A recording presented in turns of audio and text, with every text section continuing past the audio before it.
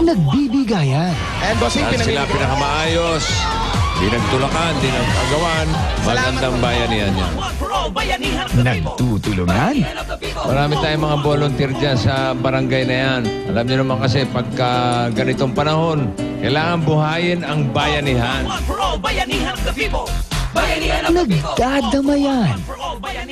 Ang basurang plastic, malaking tulong sa kapaligiran at malaking tulong na din sa mga batang mag-aaral. Pag may bayanihan, tiyak, panalo ang everyone. Bayanihan of the people. Bayanihan of the people. All for one. Are you ready?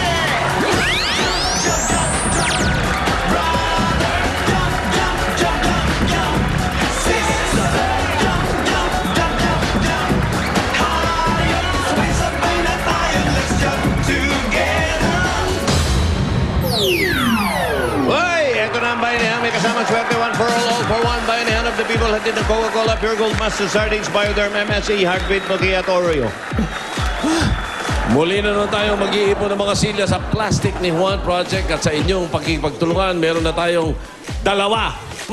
Dalawa lang kasi na-deliver na yung 50 plus. Okay. Dalawa, silya. Salamat sa patuloy niyong pagkikipagbayanihan, mga Dapper Gods. Okay, Senador, nabanggit mo yung salitang dalawa. Mga kaibigan, sa bandang kanang ko po rito, ibigyan nyo ng pansin. At ito po ang dala-dalawa na magpartner bukas sa Bulagaan. Tingnan nyo mabuti. Ang Grupo 1 po. Aba, hindi lang dalawa to. Marami ito. Miss Philippines, si Bitoy, si Anjo at si Kimpi.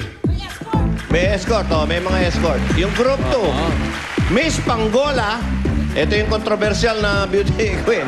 Miss Pangola, Julia at ang kanyang may court siyang sarili, ha? Julia, Pia, Pauline, Ruby. Ito pong mga kasama Group 1, niya. Group Ito 2. po ang court na tinatawag na... Ano yung may sumusot-sot? Group 1, Group 2, yung mga... Anong Beautiful ladies lahat kami. Oh, itong court Grupo niya nila, to. beautiful ladies. May sumusot-sot. Ano yan? Victoria Court. Okay, ito. Ito naman dito sa Group 3. Ito, dalawahan na talaga. Uy.